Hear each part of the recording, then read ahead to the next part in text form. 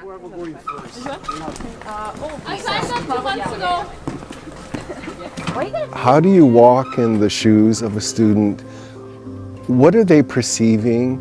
I work with teenagers, and as an adult, I always have to think, okay, I've gone through this many, many times.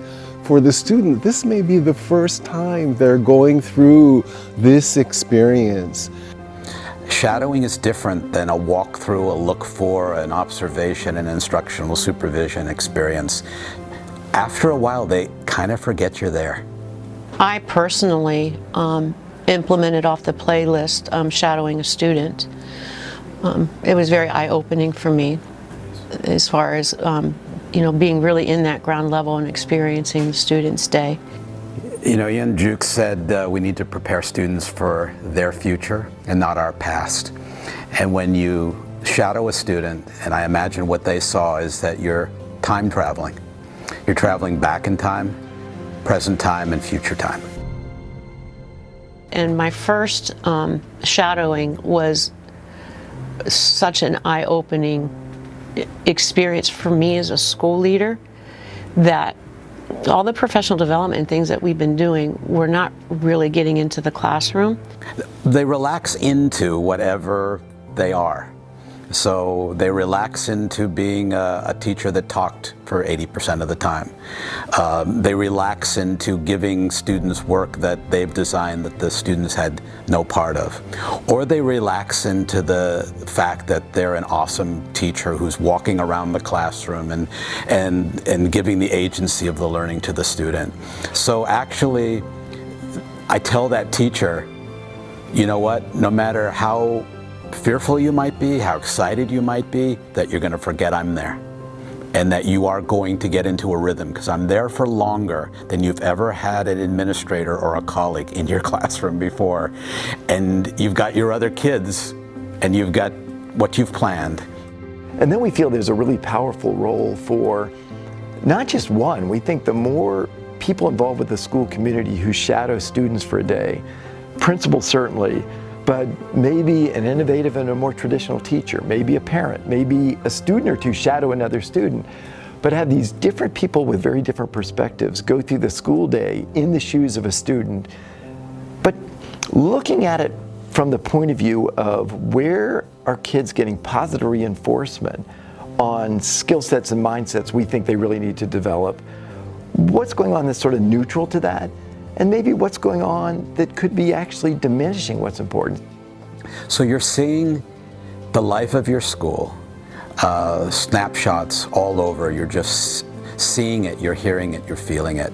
And you're realizing the work that you have ahead of you. You're realizing that you have some teachers that are still in the 20th century and they don't know why, how, or what it means. And then you're seeing these other teachers that know you're there, they're not performing for you, but they're certainly looking out for you and making you feel welcome and part of their journey. And they're trying to show you that they care and that they're excited about project-based learning, they're excited about inquiry, they're excited about Socratic seminar.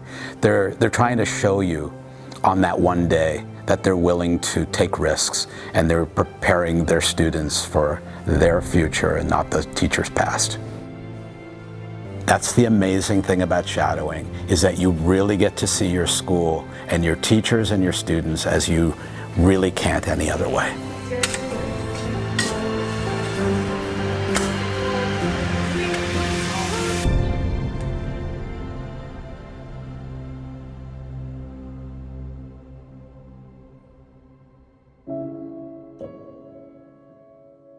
And really looking at how can we best prepare the kids, not just academically, but emotionally and personally for the future, to go out and have that sense of self and sense of place.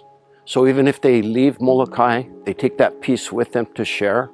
Hopefully they come back and they make Molokai better. What in your mind would represent a good set of essential competencies for your kids to develop as they come through the experience at your school?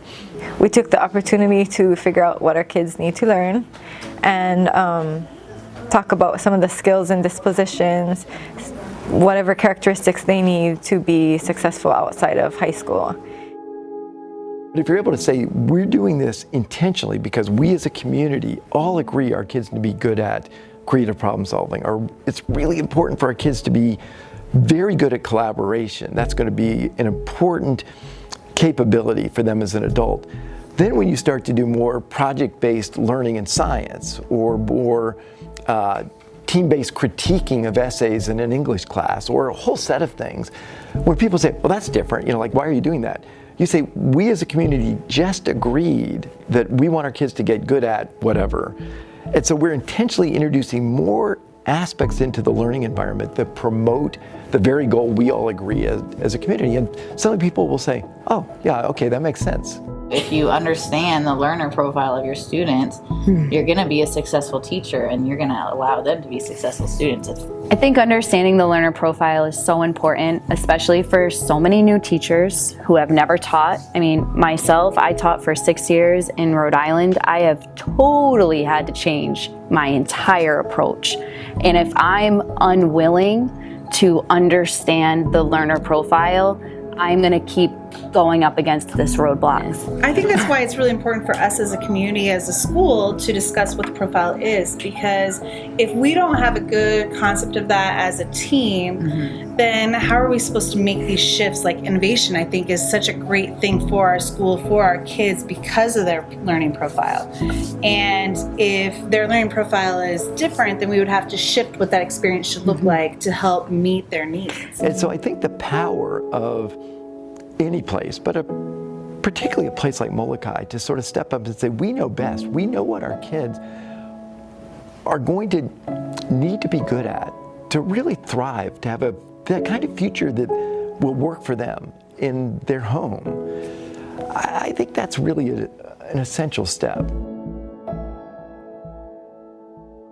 All of the teachers on our island got together and we asked those questions. Basically, what are the essential skills you would like to have, see our students have when they graduate? And they're helping us to build our profile of a high school graduate. And so what we're going to do with that is take all of those and combine them into what our profile of a high school graduate. And then that'll be coupled with our teachers are working on essential standards. So they'll be doing the academic side. Education is shifting to focus more on being life successful. Using these attributes that we have in our learner profile, these kids are striving for it now. And they're going to continue to build momentum as they strive for the rest of their lives. These attributes are a more accurate measure of future success. And that's the type of energy and passion we want.